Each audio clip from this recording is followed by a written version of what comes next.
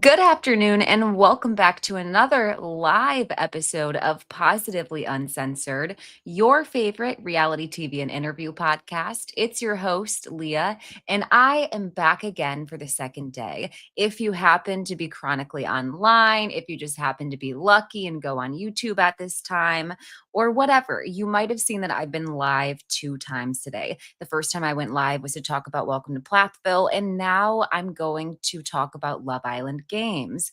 I wanted to get all of my notes prepared before I dive into episode 8, and I wanted to try to set the intention that I wouldn't get overly aggravated as I do this recap, because there will be spoilers throughout this whole episode. So if you didn't watch episode 8, come back. But I'm aggravated, right? I'm aggravated by the end of the episode. And with knowing that and having that context, like I said, I'm going to take a deep breath. I've been setting intentions and I'm going to try not to get really frustrated. But the end result is I feel frustrated. And my final 2 that I picked, now KK's gone. I had KK, Justine, and Garby all on my top 3 for people who I would like to see win. I had KK as first, and I'm just disappointed to see her go.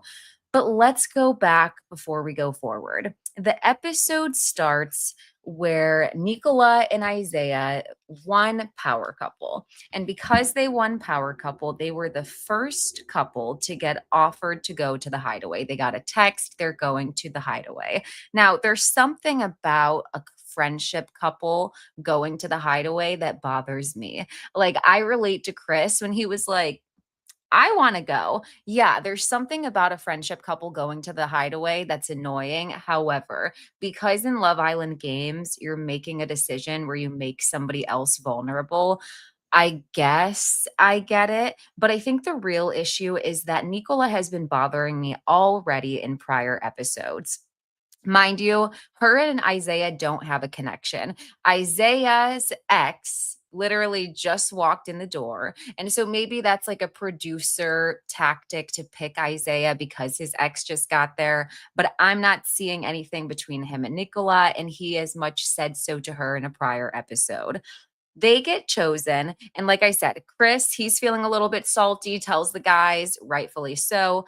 KK, on the other hand, is nothing but supportive to Nicola when she gets to go to the hideaway and when she's the power couple. This is important to mention because of the viewers' reactions to KK in a later part of the episode. So, like I said, mind you, they just found out that Isaiah and Nicola are headed to the hideaway, and this was KK's reaction. If anybody deserve it, you deserve it. You've worked your ass off since you've been here. If anybody deserves it, you deserve it. You worked your ass off since you've been here. Okay, that's a very nice comment. She was nothing but supportive of Nicola. She was one of the girls who was rallying around her and helping her get ready for her date, hyping her up, telling her that she shook that ass today. So for things to go so south, and for Nicola to paint KK as if she's like this vicious person is really bothersome. Nonetheless, like I said, we're going to go back before we go forward. Sydney just got there and she's explaining to the girls her relationship with Isaiah. As someone who did not watch season 4 of Love Island USA, I don't know the lore behind their couple. And to be honest, because just initially it doesn't seem like they're going to rekindle things, I'm not moved enough to go backwards and like watch their season to see things unfold. Okay. So she talks about how they dated for a full year and then he ended up cheating on her and things are probably done. She talks about later how it was a pretty traumatic ending to their relationship. During the heart rate challenge, which by the way, I'd be remiss not to say, I don't believe that Nicola and Isaiah won the heart rate challenge. Every season, I think that the producers lie about the heart rate challenge, but I myself would like to see the EKG monitor. I'm not believing that. I'm not buying that, but hey, you know what I mean? They want her to have a redemption arc, so they're going to get it. let's see. The hug between Sydney and Zay was weird. And during the heart rate challenge, she skipped over him. Like she didn't do anything seductive to him. She just gave him a hug. And I agree. Like it was weird. I also didn't recognize Sydney because I am familiar with her because I watched Love Island Australia, but she had red hair then, so I didn't even recognize her when she came out. We learned that Sydney not only has history with Isaiah, but also history with Toby, because the two of them sit down and have a conversation and talk about how they shared a kiss. I don't remember at what event, but I think it was some sort of promotion for Love Island. Meanwhile, back in the hideaway, Isaiah and Nicola are sitting there talking around the fire. Everything is platonic, fair. And they get a text. And the text tells them that out of the three people that are vulnerable, that they need to pick two boys and two girls who are going to duel. The losers will go home. Now, correct me if I'm wrong, either in the chat or later in the comments, but this is who I had written down as who was vulnerable. Their options of who they had to pick was KK, Andrea, or Andreina for the girls. For the guys, it was Chris, Johnny, and this is where I'm coming up at a loss. Who was the last option? Toby? Was it Toby? Either way, they get that text, and somehow we see like small snippets of their conversation. I think the editors made it very difficult to follow who was saying what, why they were arguing, and what their conversation was really like. But eventually, we hear something about how Nicola has a connection with Chris, and then Isaiah does something with his decision. And so she's like, I didn't tell you to do that. Like, just because I said that doesn't mean that you need to change your decision. But come to find out, the only thing that she really had issue with, and I'm going ahead of myself a bit, but the only choice that she had issue with was the decision that he made to select the guys. Presently, without that context in the moment in this episode, I thought they positioned it to seem like Isaiah made the decision, overruling Nicola, of who the girls were going to be. That's how it landed to me until we had that later context. So basically, and we hear a snippet of Isaiah say, we're having them duel since you have a connection. That furthered me thinking, okay, he's obviously picking KK or something to try to get her out of the way since she has a connection with Chris. The whole conversation was just odd, and at no point did I outright hear a no from Nicola. Like I didn't hear her say no, you can't pick that person. I'm seeing in the chat, it was set up to make sure Isaiah would be there. When they sent Sydney in. I don't think it was ever about Nicola, but she made it about herself, then fed them weaponized whiteness on a platter. That's absolutely what happens. That is absolutely what happens. Because this faux redemption arc and this like sympathy that we're supposed to have for Nicola, that already had passed a couple episodes ago. Like I had already said in a prior review, get it together. This is Love Island Games. Okay, I get it. At first I was like, oh, like that is kind of sad that nobody's interested. But like this is games, okay, to win like a larger prize. Like this isn't all about like who's interested in you. But then if KK was your best friend, to weaponize your tears in a situation and then go in the bathroom later in the episode and make her seem like she was being vicious or something, that is the epitome of like pastime said in the chat, weaponizing whiteness on a platter. Okay, so good point. So exactly. This was producers' efforts to have something happening and have him be in the hideaway when Sydney came in. That's part of what I was thinking. But like I said, I never heard an outright no from Nicola at any point as the decisions were being made. Now, the Islanders wake up in the morning, and when they wake up to a ring smack dab in the middle of the villa. And when I saw this, I know that this is Love Island Games, but my first thought was like this whole show, not just Love Island Games, Love Island in general, but it very much feels like rats in a lab. Like, this is definitely a psychological experiment. They do things like they have like no natural light. Like, they wake them up with these like harsh fake lights. They come outside, they see the ring. I was just like, wow, they really do like psychologically torture them. There can't be one evening where they can completely like drop their guards and wake up and not wonder like what's happening the next day.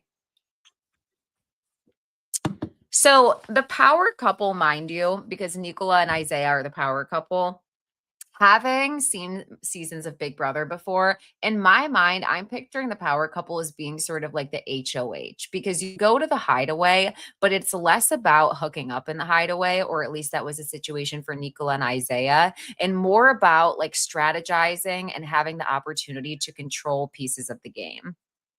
I think it's a little bit, no, I think it's a lot bullshit that when the Islanders find out who is in the duel, because as soon as they see the ring, they know what's going to happen.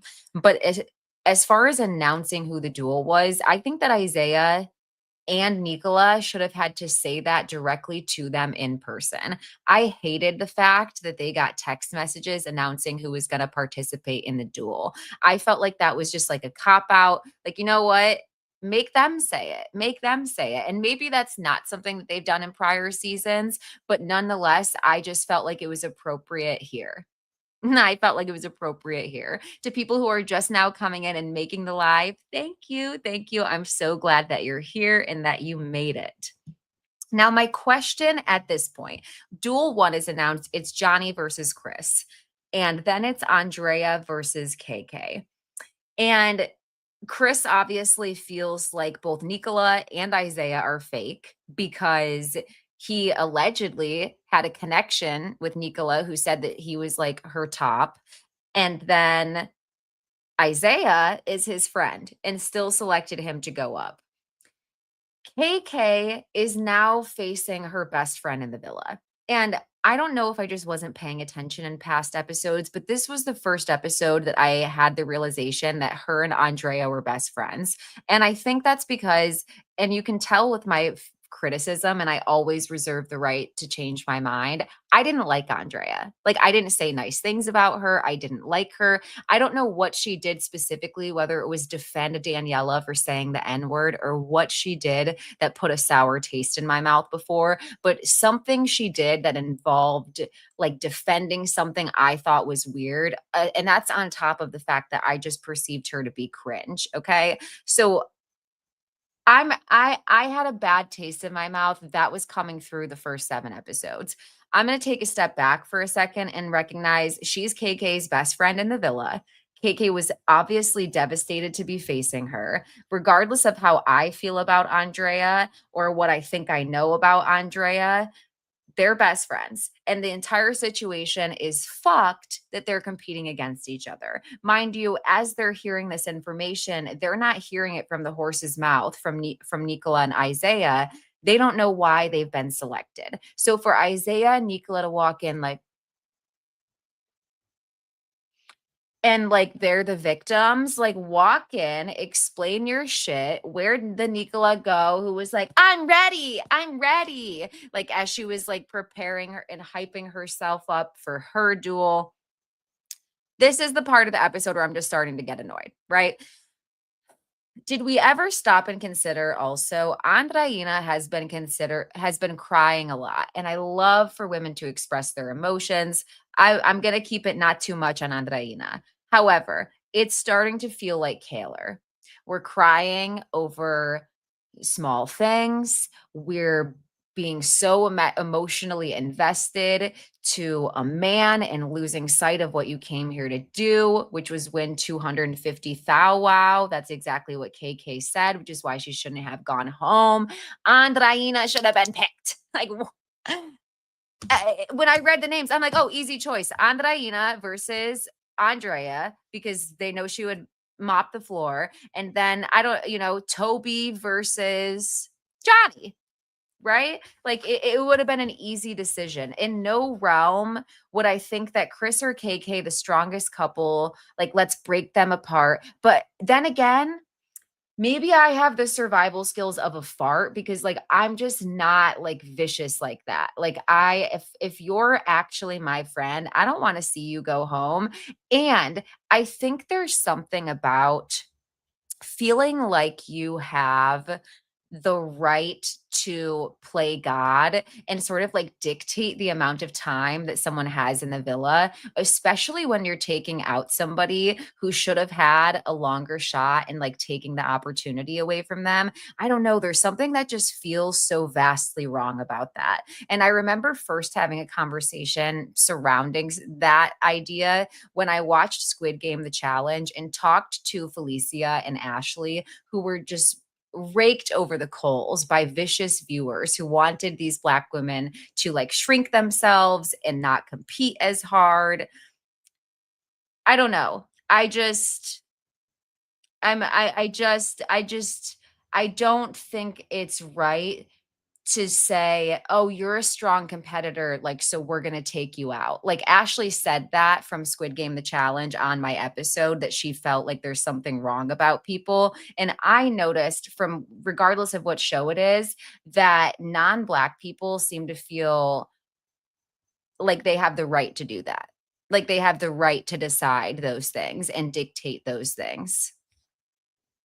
Oh my gosh, Kimberly, thank you for having seen the show. Ashley was done so wrong on Squid Games. To this day, it bothers me how the audience did Felicia and Ashley because they wanted to win the money. They didn't do anything unkind to people. They didn't fuck people over. Okay.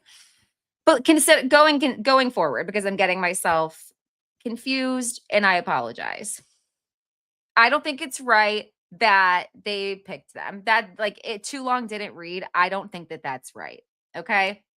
Also, Andreina is feeling like Kaylor. Already made that comment, but it tracks. She's like, I can't be here without you. Like you could win $250,000. What do you mean you can't be here without him? Like I just don't understand. So Chris and KK are strategizing about how to beat their competitors. They found out that both of them are going to be in the duel and they're thinking that Johnny has been on Love Island before. Andrea is strong, but KK potentially has a good shot at outsmarting her. And it's such a weird thing to think about your best friend and like how you would beat them and like what their weaknesses may be. It's honestly really sick. Even this is psychological warfare. But I appreciate the fact that they're sitting there and strategizing because that's what you have to do. Now, back at the hideaway, Zay excuse me, Zay and Nicola are about to leave and make their way back into the villa. But before they do, Zay asks Nicola for a hug, and her reaction was just so strange. Like, and here's what I mean by that as somebody who's been made uncomfortable by men many a times, you absolutely have the right to decline a hug. But I felt like that snippiness that we saw from Nicola in that moment was a more accurate representation than this wounded deer, this like Bambi that they've been showing us with a lot of the edits. I feel like she can absolutely defend herself. She can speak up for herself. She can be snarky. She can be rude. Like just like really any human being, but we're not seeing that. So when she was like rude to Isaiah when he asked her for a hug, which by the way felt pretty vulnerable, I felt like that was yeah, like I hate to say that's your real personality, but it just felt like that's a piece of her that we're not being shown. So Nicola and Isaiah returned. And like I said, they come in and they're like, and they want to play the victims, even though they're literally the power couple. Basically, the HOH, you get to dictate the game and you want sympathy for making a hard decision. Also, if you wanted your decision to sting less, you could have made a different decision. Like the entire situation was quite literally in your hands. It was quite literally in your hands. So who's here to feel bad for you? Additionally, you want sympathy from Chris and KK, who were just the power couple and have been in your exact shoes. So I don't get it. Okay. Now, of course, Kendall, like when I saw Kendall, I think he called like Nicola over, invited her over to speak. Kendall, we would never be friends. Like the way that I am as a person, if you do something fucked up to somebody I love that's like a very close friend to me because I have so few, I'm not even gonna like give you any sort of friendly read. Like if you've done something, I'm not gonna look at you. I don't want you to come over here and talk to me because I want to save myself a confrontation. Like I'm not going to invite you to come over in any regards. But Kendall does what Kendall does, and he's chummy with like stupid people. Like that's what Kendall's good at. So like up walks Nicola after Kendall's invitation over. It feels like, hey, it feels like sinners. Like, who invited you? Who invited you in here? Oh, Kendall did? Get him out. Get him out. So anyways, up walks Nicola. And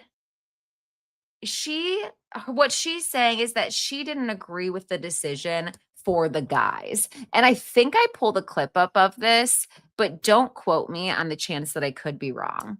I know I can only play a second or they will be upset, but let's see. Can you guys see this? Okay.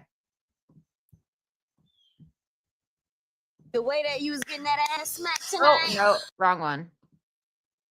Wait. Huh? Oh yeah, basically both of my tabs just went to the thing I was sharing earlier. So that's a dud, and then we would have to watch a commercial for me to fast forward. But if you want to see it, what time's the timestamp, folks?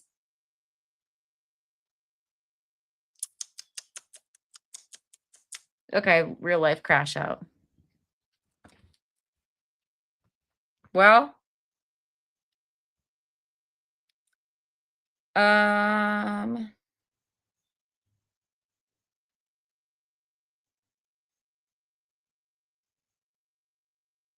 okay. Apparently I didn't write it. I'm so sorry, everybody, for just like stalling.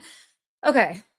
So she says that she didn't agree with the decisions for the guys. When she said that, I'm going to say that I know some people are going to come in my comments later and be like, "Well, like she only said for the guys like because KK had already gotten up and left the conversation." No, she said for the guys because she's male-centered. She said for the guys because she didn't want Chris to go home. She wanted KK to go home. Like that's why that happened, right? Like you made that decision with strategy because you wanted to see if you could get yourself into a couple, into a partnership with Chris. Like that's the reality of it, and that's why you only feel bad for Chris. And like I said before, and because you are male centered. But even if KK is not sitting there, I don't care. Like where's the apology for her? It should be I feel bad for doing that to you guys. Like because to be honest, you're being sort of like disrespectful because they are coupled up right now, right? Like we know that they're both interested in each other. I wish Chris had been less friendly to Nicola because I don't think that he needed that little moment in the bathroom where he said to her, "You're my number two." Like, blah, blah. Like shut up, okay? Because you that would have made this a lot better. However, he chose KK. Like there's been no interactions that we've seen outside of that that should give you the thought that like he's actively trying to pursue you. Like aside from a comment in the bump of the night as he's putting on his Sarah V, he has said nothing to you. So is it delusion? Is it delusion? And Chris doesn't really make eye contact with Nicola as she's saying this. She removes herself and she gets up to go and look for KK. I do want to say that KK, Chris, and Justine's face when Nicola walked up, if it wasn't such a shitty situation, I would use it as a meme because that's how I feel when people come to me with what I know is going to be bullshit. Like with what I know is going to be bullshit. So she's like, where's KK? Using context clues, she left, right? Like she removed herself from the situation. So because she didn't want to be around you. Like that's just a guess. I'm not 100% sure, but using context clues, I don't think that now would be the time to go look for her. Some people may say she's damned if she does, she's damned if she doesn't. Maybe that's true. Maybe you're just damned if you make a bad decision. Like maybe you're just damned if you make that bad of a situation. So Zay goes up to try to talk to Chris as Nicola has walked away to look for KK. And Chris declines the conversation.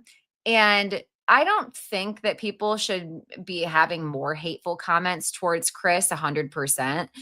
So that is not what I'm saying with this. However, just like the misogynoir of it all, it is so interesting. Like the difference of outrage for Chris, who said nah to Isaiah, just NAH, that's it. And KK, who said, I'm okay. Like I'm okay right now. Like thank you. And not in a condescending way. Like her voice barely reached above a whisper. Mind you, Nicola walks up on her as she's like in trying to get ready for this duel, this impossible situation against her best friend in the villa that Nicola put her in, right? She's trying to get her mind right. She's meditating. She's telling herself some positive self talk. You are radiant. You are strong. You are accomplished. You are going to win this challenge. And then she walks up and you think it's a good time for a conversation. Like, I, even if Nicola wasn't the one who walked up to her, I don't care who you are. If I'm getting myself in the mental mode, at that point, everybody would have got that response from me. I'm so sorry, but not right now. Thank you, but not now. Thank you. No, thank you.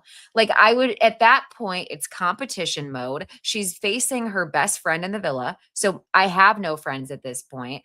I wouldn't want anybody to walk down the beaten path towards me. Leave me alone. I'm down at the beach for a reason. I don't want to be around anybody. That's why I removed myself and I'm sitting alone. So I just think she has a lot of gall to even walk up to her. It also makes me frustrated. We saw the antics that Nicola did to get herself ready for a challenge. Yeah, I'm ready. Who's ready? As soon as I find out who my challenger, I'm gonna say, we're going, girl, me and you. Or like whatever the fuck she did. Isaiah thought it was cringe. Like he thought it was too much. You know what I mean? So you got yourself all worked up, but like KK who's sitting there and meditating, that's not like you address the whole villa with insane energy, to be honest. And KK is just sitting here to herself. But let's add the fact you did this. You did this. And then you come up and want to talk. No, no, no. And then what do? I knew she would do it, right? I knew she would do it. When I say white woman tears, Nicola counts. You to be clear, you are not black. You're not a black woman. You're using your tears against a black woman. I don't care if she's from another country. I don't care if her country um doesn't have the awareness to be having more nuanced conversations. I don't care because the reality is as a white woman, when you use your tears, regardless of the education you know that everybody's going to pay attention to you and you know that you know what you're doing, bitch. You know what you're doing. Okay. Even if you don't know, you know what you're doing. You're like, how can I make this about me? As sad as you feel that she graciously and kindly, politely told you, please not right now. Who the fuck wants to have a confrontation before they go into a duel? She's trying to get her mind right and center herself and put all of her energy into setting her intentions for the duel. She could have been praying. You know what I mean? Like, and you want her to waste time and talk to you. It's very strange. It's very strange. Okay. I'm not joining your pity party. I don't feel bad for you. I don't think a lot of people said on my TikTok, like it's a very nuanced situation. Like obviously Nicola was feeling badly as well. And what if I said I don't think she was? Right? Like, and what if I said I don't think she was? I think that she was upset that she thinks that she is entitled to someone's time whenever she asks for it. And she is entitled to especially cause additional emotional labor for Black women. And like she's entitled to that. And like not right now. Not right now. Yes, thank you. I would never speak to someone like that. We know because like when you were doing your challenge, you communicated yourself a lot more expressively. It's just interesting that the people who I initially don't like, and I felt this way about Solen too, before I had found out the comments about her, like there are just some people I see and I'm like, you would do something to harm a Black woman. Like you just look like you would do something to center yourself. I'm sorry. So okay, yeah, she goes on to cry, stop, okay? Then we go forward and she says, "Oh yeah, okay, fast forward. We're sitting, it's time for the duel. Ariana's asking questions and to Isaiah and Nicola about their decisions for the game. And she says, I didn't want to include Chris and Johnny. And then she says that there wasn't much people to choose from. Okay, that I can agree with. There was 3 people to choose from, right? However, you chose someone who you had a friendship with. And like the older I get, the less space I have for people who waste my time not being direct. You're not being honest with yourself and you're not being honest with me. Exactly. Thank you. Oh my God. And then the I wish it were me that went home was giving, would it have been better if I was ugly?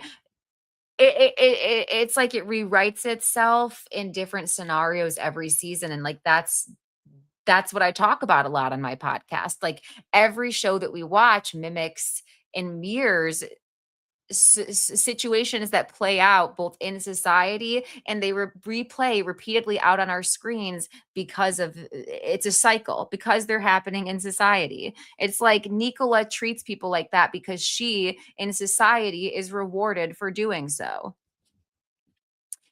But going forward, she only cares and she only feels bad about sending Chris home. Even when she's sitting here and has the opportunity to tell KK that she feels bad, she doesn't. Okay. And KK tells her, you are not the victim.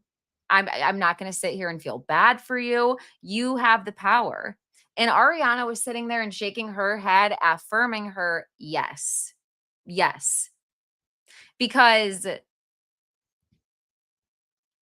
what are we doing here? Like, what are we doing here? Anyways, they find out that they're going to have 3 rounds and each round is 45 seconds and it's the best of 3. Basically, a weighted bag dropped down from the fucking sky into the middle of the ring and they had to drag it back and forth, weighted, mind you, and pull it back and forth between the squares. 2 squares are blue, 2 squares are yellow. Each of them has a different color that they represent, and you want to have it in your square when the timer goes off. The thing about this game is, yes, it's about strength, but KK was right. Like it is also about strategy because more or less this was a weighted hot potato. Like this was a physical hot potato because what really mattered wasn't how many times you had it in your square, which would have made more sense, by the way. It's how many times was it in your area, but whose area is it in when 45 seconds is over? And I think that that was like a downfall of the game, but I think that they did so intentionally so to make it more like not even, but like to give some element of surprise, because I think if it was just about who had it more, I think Chris arguably had it way more than Johnny. So basically, as I said, it's a weighted hot potato. Round one, Andrea wins. And KK put up a hell of a fight. She put up a hell of a fight. Round two, Andrea also wins. And this was devastating. I cried for KK at home because I could feel her emotions and even their emotions as friends. Like this was a point in Andrea's favor.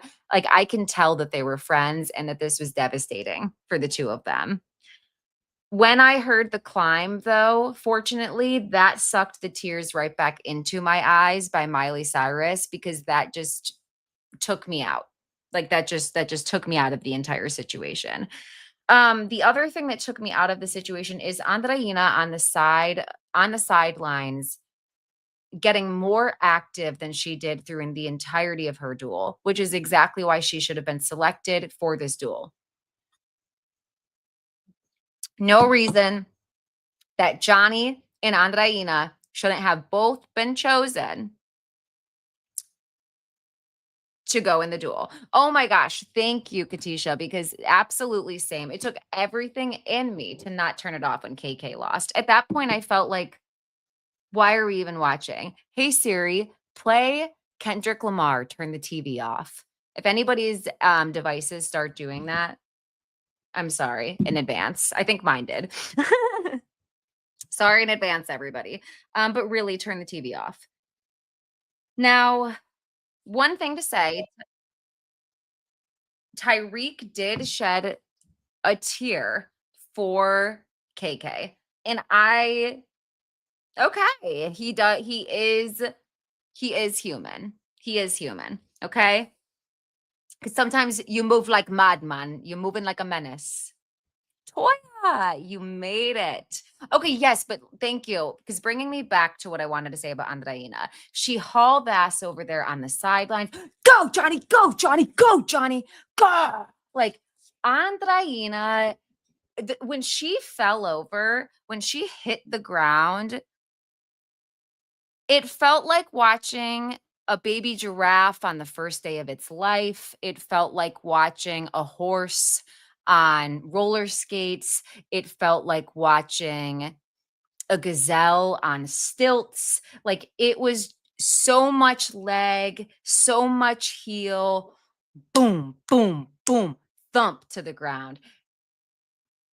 Andreina potentially has like the what is it called? Like how fast you move. She has the reflexes of a fart, okay? Because the way that she didn't even brace herself either on the floor, I'm like, we need to work on this. Like, we need to work on this. But she's borderline almost lost her baddie card completely, which is almost unspeakable because of she's stunning.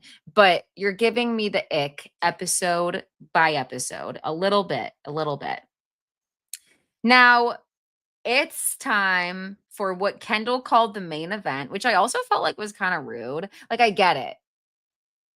But, like, these are people's lives. Like, people are about to be going home. Like, Kendall, you're so. One thing Kendall will never do is read the room. He'll never do it. He'll never do it. So, round one, I'd like to say that despite a lot of criticisms I have about Chris, he's a Tory Lane supporter. I listened to his episode on Truth After Dark, and it was super problematic. There's tons of things I could say about Chris. I was rooting for him in this challenge. And I was rooting for him so much so that I stood up on the side of my couch and yelled, death roll, death roll. Because in my mind, I felt like the most effective method to keep that bag on your side once it starts to be lost, especially with Chris's size. He's like a stick bug, he's very tall, would be to lay on top of the bag and fucking death roll like a gator into your side. And I feel like that, because you have such a large mass of your body over like 90% of the bag, I felt like that would be more effective than claiming 2% of the bag and using 100% of your weight to pull it. So, like, that's just me telling you my strategy. Would it have worked? Probably not. Could he have gotten more hurt? Probably so. Did one of his agents call and say, hey, he's supposed to be playing basketball overseas? Watch that finger. Probably not. Just kidding. Just kidding. Okay, round 2. There was no round 2. Okay. Because in round 1, when that bag dropped out of there and they were pulling it back and forth on each side, Chris broke a finger. It was awfully fitting because it was the middle finger. Unfortunate side of that is he could no longer extend it. So he can't raise it. However, he could kind of go like this at them and be like, yeah, well, But anyways, he broke his middle finger. All seriousness aside, even if I just hurt my finger, I just talked about how 250,000 is what you should keep your sight set on. In this situation, my temper and impulsiveness would take over and I would leave. You hurt my fucking finger. You suck. Nicola, you didn't have a shot and you sent home KK for what? Now I'm leaving. Oh my God. I'm so sorry I just did that. I thought that I was going to have like a fake burp, but I've been drinking my Coke. That's like that is hands down the loudest burp I've ever done in my life. I've never done that. And I'm on live. Like, honestly, I might be impressed when I watch this back. Let me mark this as a clip because I might use this as a sound in the episode. I actually don't feel that bad. Continuing along, Chris self-eliminates and pulls himself. That doesn't mean unalive yourself, right? He self-eliminates from the game, okay? I'm not sure about terminology or whatever. He takes himself out, which still sounds like it means something. Chris leaves the game and he doesn't think it's worth it to lose a finger, so he's out.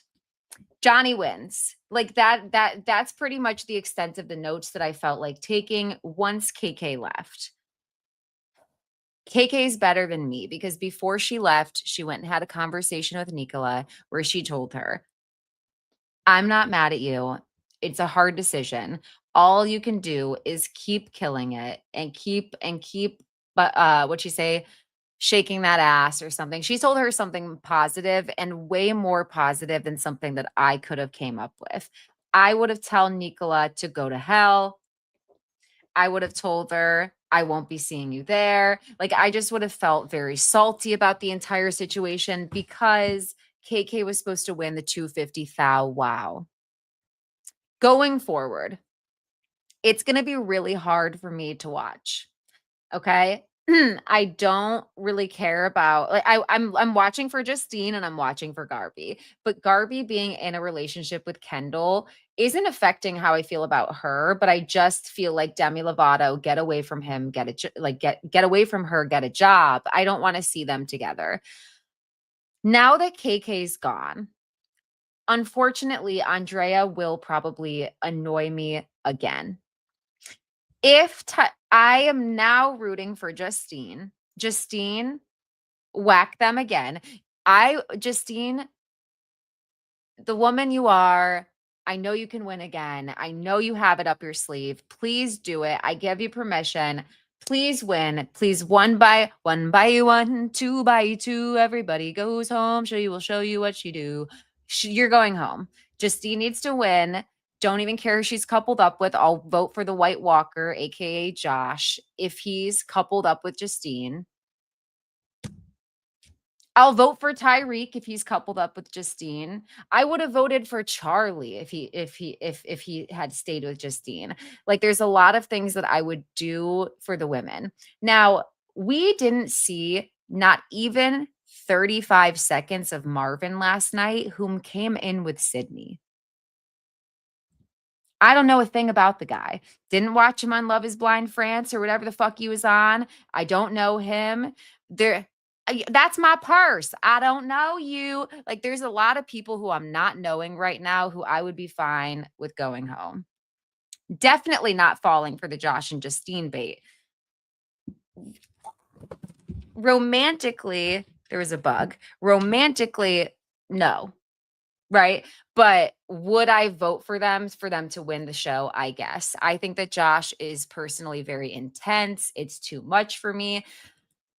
Andreina needs to leave because unfortunately, Justine with Johnny, that's it. That's it. Because not romantically, they will win. That's what needs to happen. The two strongest people need to just say, it's over for you all. And that's what I would like to see. So I will be tuning in just 4 short hours to the new episode. Until then, everybody, before you leave, thank you to every person who was in the chat, who made this more fun to talk about. Thank you also for responding to each other. I get a little overstimulated and I'm not the best multitasker if I'm too engaged in the chat. So I know I wasn't as active as I usually am. But I love to talk with you guys. I hope that everybody has a great evening. We'll be back tomorrow, and new episodes of Love is Blind France dropped. What is there to talk about except Tatiana and Yannick? What is there to talk about aside from them? I love Love is Blind and enjoy watching it, except for the pods and except for the wedding. So basically, I like 2 episodes of the show. Let me know what you think in the comments. Let me know what you're watching. If you're watching Real Housewives of Salt Lake City, and have a good night.